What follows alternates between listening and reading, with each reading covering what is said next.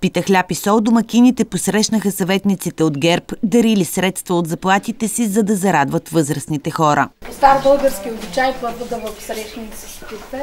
Много хубава пита сте направили. Благодариме. Председателят на читалището в селото Милка Василева връчи благодарствено писмо в знак на признателност за подадената ръка.